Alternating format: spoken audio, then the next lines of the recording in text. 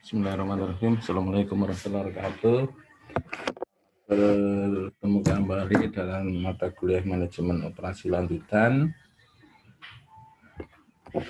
Pada hari ini kita akan membahas mengenai biaya relevan yang berhubungan dengan keputusan pembelian. Oke, untuk menyingkat waktu, langsung kita buka slide-nya PowerPoint. Jadi di sini nanti kita akan membedakan atau membandingkan bagaimana suatu keputusan dalam hal produksi itu kita memilih membeli atau menjual dengan pertimbangan-pertimbangan biaya.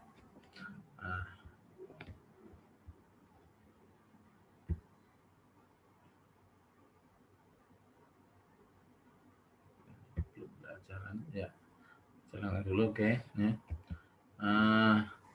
Pertama kita lihat pengertian dulu apa itu biaya relevan, yaitu biaya yang merupakan informasi biaya diferensial yang menelaah biaya-biaya apa saja yang sesuai untuk dipertimbangkan jika salah satu pilihan strategis diambil. Jadi setiap keputusan itu akan mengandung biaya. Misalnya, Anda ingin menyewa motor. Nah, ini menyewa dengan, jadi Anda bepergian ke kantor atau untuk operasional hari-hari, Anda membutuhkan kendaraan. Nah, kendaraan tersebut oleh perusahaan atau dalam hal ini bisa jadi Anda gitu sendiri, bisa dipilihkan dengan berbagai alternatif. Misalnya kalau perusahaan itu pertama karena Anda menjadi seorang manajer, maka kantor memberikan fasilitas suatu kendaraan mobil berupa misalnya mobil Kijang Innova. Nah, mobil Kijang Innova ini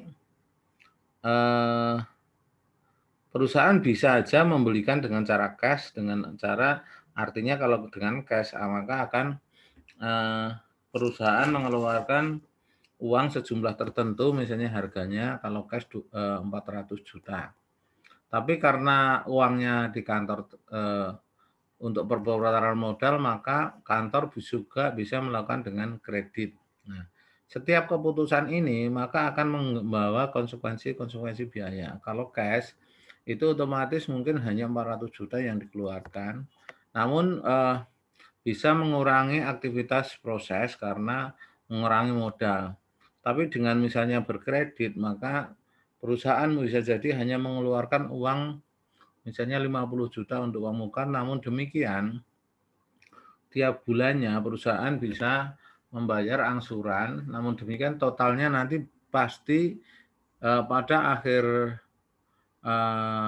pelunasan atau misalnya 3 tahun atau 5 tahun, total yang dikeluarkan uang oleh perusahaan itu bisa jadi mungkin di atas 500 juta atau 600 juta.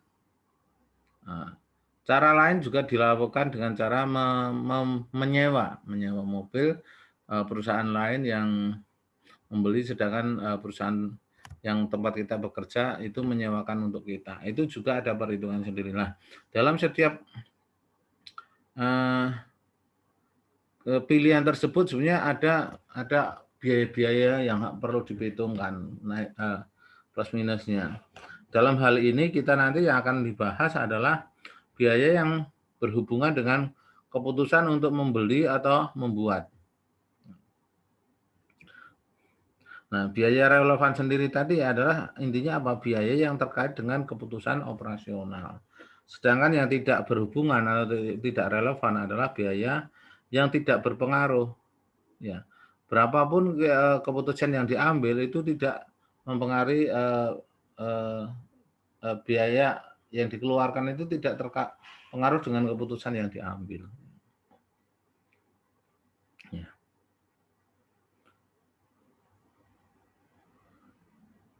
Oke, kita lanjutkan. Ada beberapa konsep biaya relevan untuk berbagai pengambilan keputusan. Yang pertama adalah biaya diferensial, yaitu biaya yang berbeda pada setiap berbagai alternatif ke pengambilan keputusan yang mungkin dipilih. Biaya yang berbeda pada setiap alternatif. Jadi ada setiap alternatif itu dipilih biayanya berbeda. Kemudian biaya traceable, yaitu biaya yang diakui jejaknya pada produk, pesanan, pusat biaya, departemen di dalam perusahaan. Jadi misalnya biaya dikeluarkan itu bisa dilihat, yang bisa ditrace bahwa oh ini biaya karena dipakai oleh bagian produksi, karena dipakai oleh bagian quality control, misalnya gitu. Misalnya gini, pembelian suatu unit alat analisis untuk kadar air, itu jelas itu masuk departemen quality control dan itu menjadi pusat biaya pemeriksaan. Nah, tapi misalnya kita membayar biaya listrik, ya, biaya listrik itu kebetulan dibayar kan di meteran di depan, sehingga siapapun yang pakai itu mungkin nggak bisa itu oleh bagian tertentu nggak bisa. Namun seandainya berbeda ketika setiap bagian departemen itu dipasangi meteran listrik, misalnya bagian produksi sendiri, QC sendiri, gitu kan. Tapi ternyata biaya penerangan misalnya di jalan di halaman itu juga nggak bisa dibebankan ke departemen apa, tapi bisa saja itu masuk misalnya overhead. Kemudian biaya kesempatan, yaitu penghasilan karena dipilihnya satu alternatif tertentu, sehingga penghasilan tersebut diperhitungkan sebagai biaya alternatif tertentu. Nah, biaya kesempatan itu karena misalnya kita mengambil keputusan untuk menjual tertentu melalui marketing. Kemudian biaya incremental itu biaya yang tidak dapat dikorbankan apabila suatu alternatif tertentu tidak dipilih untuk dilaksanakan. Oke.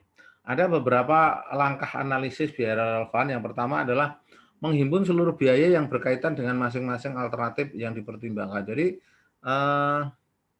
salah satu hal yang paling krusial adalah bagaimana seluruh biaya itu kita tangkap ketika kita memiliki unit usaha. Termasuk diantaranya seandainya ada biaya-biaya perizinan, biaya mungkin pungutan atau iuran, atau juga biaya yang ditimbulkan karena aktivitas pengolahan limbah. Walaupun yang sering kali misalnya pengolahan air limbah itu tidak dihitung sebagai biaya, padahal kalau dihitung itu nilainya besar sekali. Karena kalau dihitung, kalau di Indonesia biaya limbah itu akan mengurangi sebenarnya total dari revenue atau pendapatan. Kemudian mengeliminasi sunk cost atau biaya-biaya yang sifatnya itu sebetulnya membebani karena sudah usang gitu ya, udah nggak bisa antara hasil dan antara hasil yang dihasilkan dengan biaya yang ditimbulkan. Seringkali kita kan sayang membuang sesuatu hal karena sayang kalau nggak dipakai. Padahal kalau dipakai itu bisa jadi membebani. Contoh sederhana adalah misalnya kalau di dalam penyulingan minyak kayak minyak atsiri itu contohnya adalah seperti ini.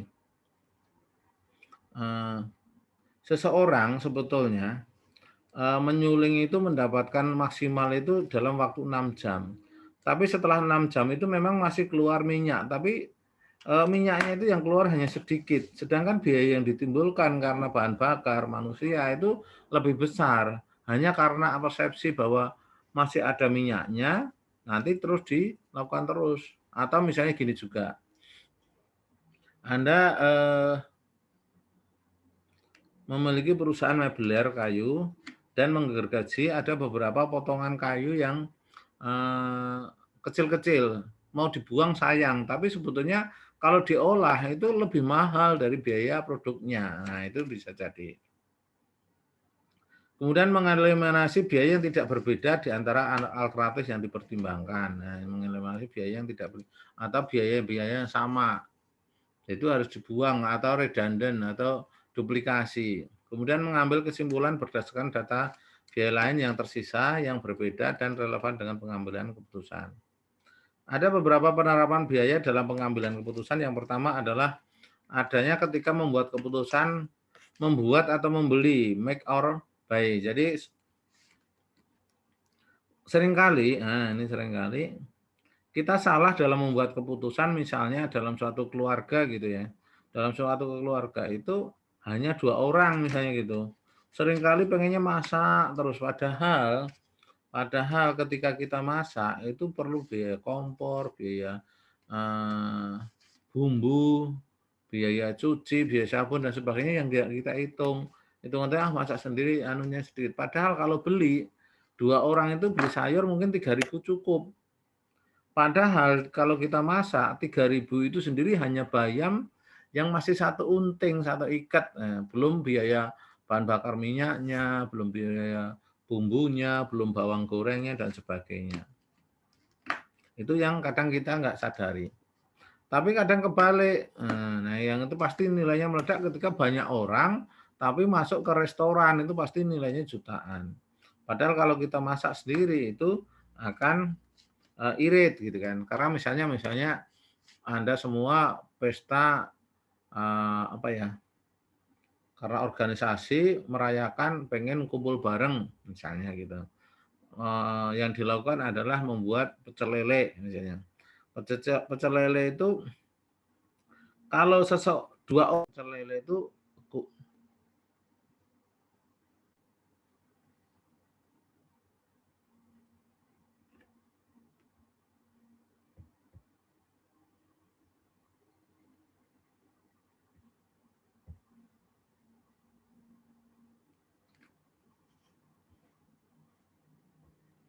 ya kita lanjutkan.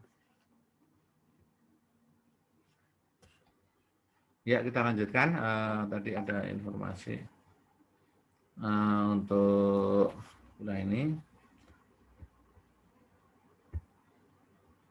Ya.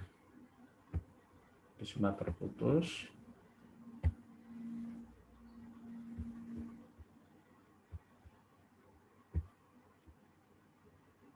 Share ulang ya. Ya.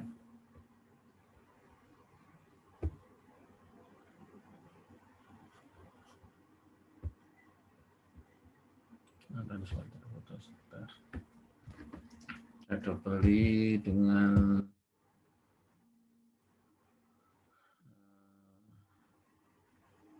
atau putus biar nyambung ke tempat lain. Oke. Ya. Ya.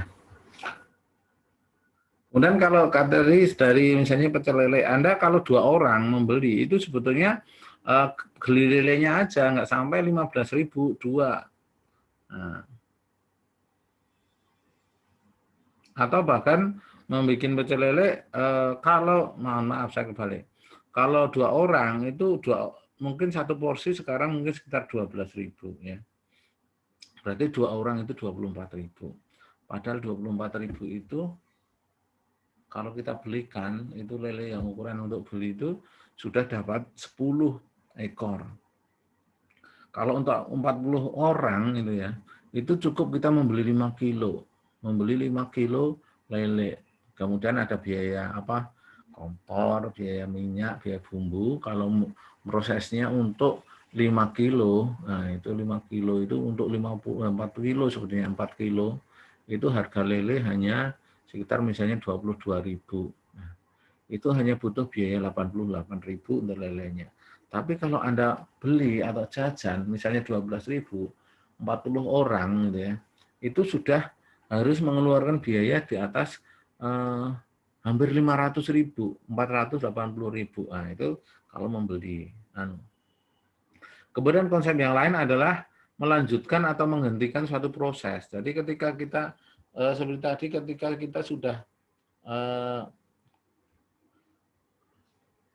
produk kita jarang dibeli tapi ada yang masih memesan, kadang-kala kita harus mendingan kita hentikan, kita membeli saja, menyiapkan dengan proses yang lain. Kemudian karena adanya pesanan khusus. Nah, pesanan khusus ini, makanya pesanan khusus akan atau customize itu kadang lebih mahal.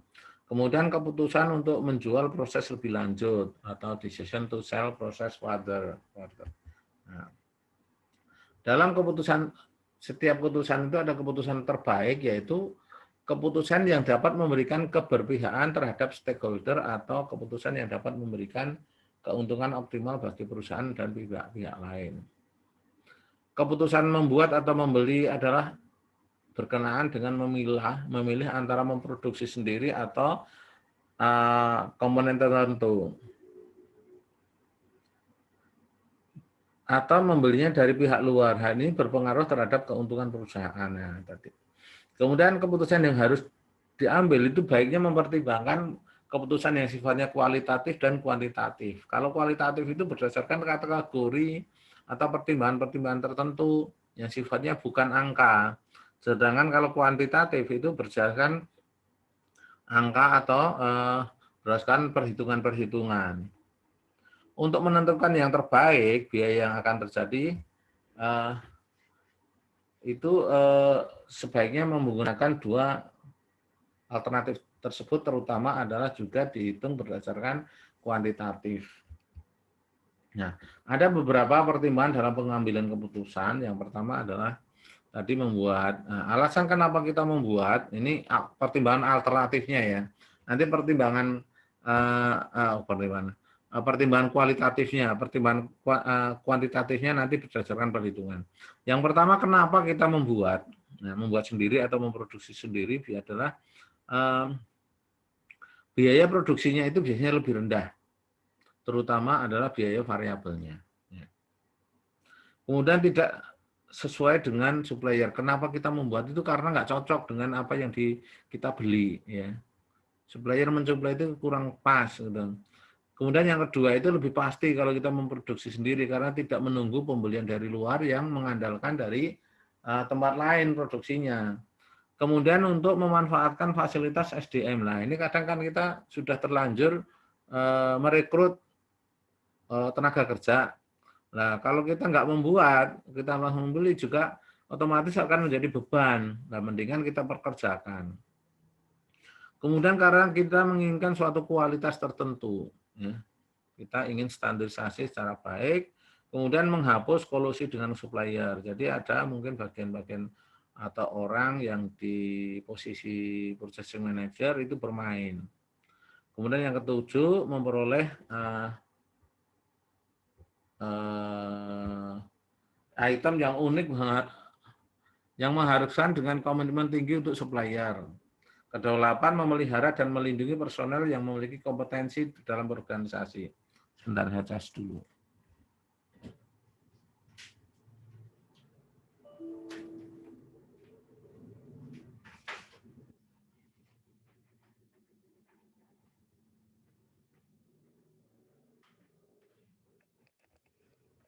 Oke.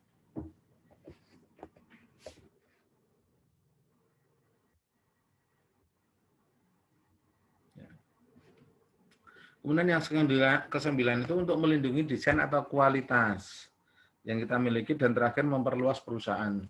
Jadi dengan kita memproduksi sendiri karena kita misalnya kapasitasnya kurang, kita berarti perusahaan harus diperluas, ya. Tidak harus mengambil dari tempat lain. Kalau kita lain memang menutup kekurangan. Kemudian alasannya membeli karena pada saat pembelian itu lebih murah karena jumlah proses tertentu nanti kita hitung. Kemudian yang kedua adalah menjaga komitmen dengan supplier karena kita mungkin kurang sedikit, kita nggak perlu proses, maka kita sebaiknya beli. Kemudian adanya kemampuan manajemen yang terbatas, kalau kita memproses itu mungkin akan membebani manajemen, mendingan kita membeli. Kemudian yang prosesnya kita kurang memadai atau kurang luas, kurang banyak, maka kita tambah membeli. Kemudian mengurangi biaya persediaan. Nah, kalau kita memproses sendiri, itu persediaan itu banyak karena bukan hanya produk tapi juga bahan bakunya. Memastikan alternatifnya sumber daya, kemudian adanya kompetensi manajer yang kurang, ada imbal baik, kemudian melindungi paten, dan yang terakhir adalah manajemen bebas melakukan perjanjian dengan pebisnis lain. Oke, ini silahkan dipelajari. Alasan keputusan membeli atau membuat itu bisa dilihat dari biaya, pemasok, fasilitas, kapasitas, dan kualitas. Tolong ini diperhatikan bahwa ketika kita akan mengambil suatu kebijakan membuat atau membeli, itu perlu dipertimbangkan. Yang utama adalah biaya, kemudian pemasoknya seperti apa, susah atau gampang, kemudian fasilitasnya, kita mau kemampuan fasilitas kita, kapasitas dan kualitas. Model untuk menentukan alternatif terbaik kita memiliki pakai break-even point atau analisis titik impas. Ini sebetulnya untuk mengetahui kapan sebetulnya kita membeli atau kapan kita sebetulnya untuk membuat. Nah, ini pakai persamaan FB. FB itu adalah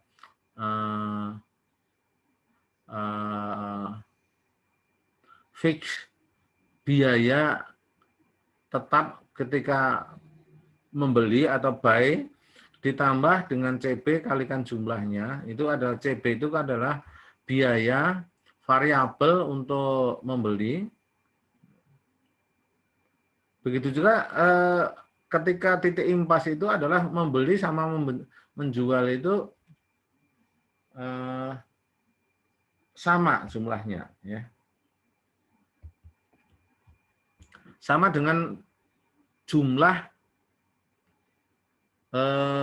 nilai biaya make atau membuat, biaya tetap membuat ditambah dengan biaya variabel kali jumlahnya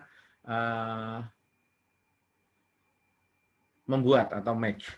Jadi Q sendiri sama dengan seluruh perkalian antara FM kali FB dibagi CB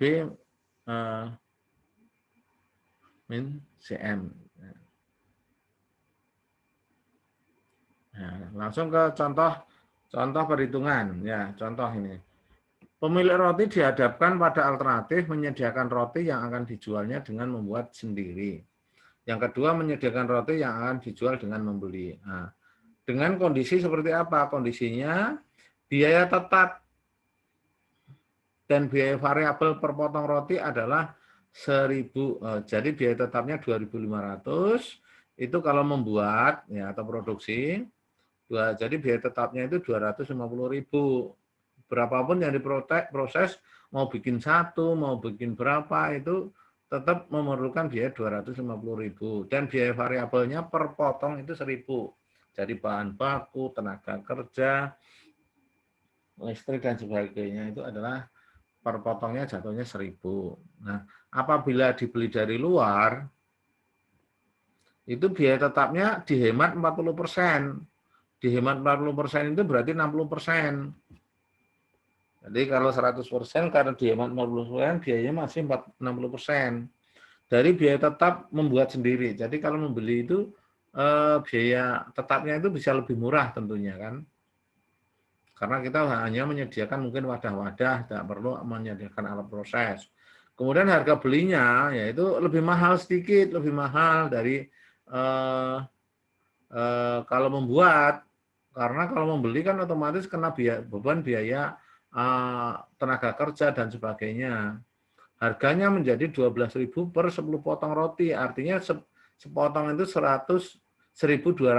Nah, sekarang pertanyaannya adalah kapan sebaiknya roti memutuskan untuk membeli atau membuat? Kita jawab dengan langkah pertama, kita lihat bahwa nilai biaya tetapnya ketika membuat adalah 250.000. Kemudian biaya tetap membeli itu adalah 250.000 kali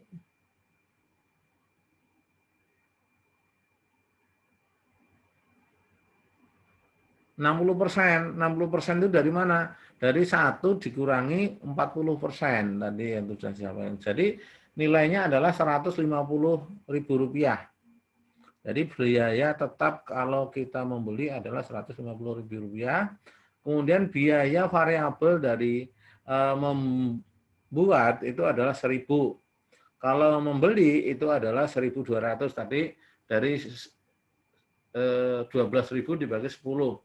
Jadi pada saat membuat itu rumusnya adalah 250 ditambah, jadi biaya tetap ditambah variabel kali jumlah. Sama ketika membeli adalah biaya tetap ditambah dengan biaya variabel kalikan jumlahnya. Nah, karena membeli titik impasnya itu membeli sama dengan membuat, maka 150 kali 150.000 ditambah 1.200 kalikan jumlah atau Q sama dengan 2.500.000. 250.000 ditambah dengan 1.000 Q. Nah, Q-nya itu, jadi kalau lihat ini adalah menjadi 500 potong roti. Jadi maksudnya gimana? Jadi titik 500 potong roti itu akan sama ketika kita membuat atau membeli. Jadi kalau 500 kita membuat itu 500 sama membeli 500 itu sama biayanya. Nah, sekarang pertanyaan berikutnya. Nah, ini kita gambar dulu. Jadi kalau kita membuat 500 itu sebenarnya biayanya berapa? Nah, berdasarkan grafik ini kalau masukkan rumus ulang gitu ya, itu menjadi 750.000. Jadi sama-sama kalau membeli ya biayanya 750.000, kalau membeli 500, kalau membuat 500 juga 750.000. Nah, ini sama nih. Ini titiknya potong di sini. Ya. Hanya nanti kalau pertanyaannya kalau seandainya kurang dari 500 itu kita yang dibutuhkan 450 unit. Maka kalau membuat itu nilainya 250.000 ditambah 1.000 kali 450.000 sama dengan 700.000 rupiah.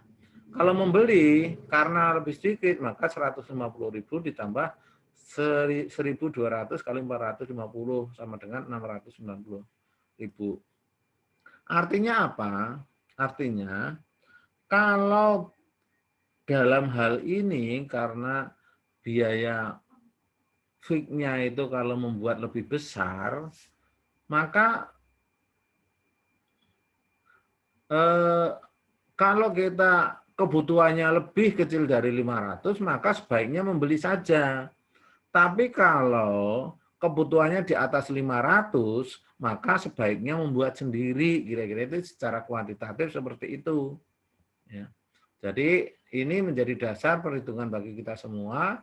Nah, untuk membuat keputusan bagaimana sebaiknya kita membeli atau membuat. Nah, namun demikian mungkin ada pertimbangan-pertimbangan lain. Pertimbangan lain itu yang sifatnya kualitatif. Ini yang kuantitatif. Selisih 10.000 bisa jadi dipilih tetap membuat karena alasan-alasan kualitatif tadi, misalnya untuk mempertahankan SDM yang ada di perusahaan kita. Tapi kalau selisihnya besar, bisa jadi akan mengambil keputusan yang tetap sesuai dengan perhitungan. Nah, ini adalah kami harapkan Anda semua nanti berlatih berhitung dalam membuat ini, karena itu bagian dari pelatihan kita untuk membuat keputusan-keputusan berdasarkan kuantitatif. Demikian dari kami, terima kasih. Saya cukupkan. Wassalamualaikum warahmatullahi wabarakatuh.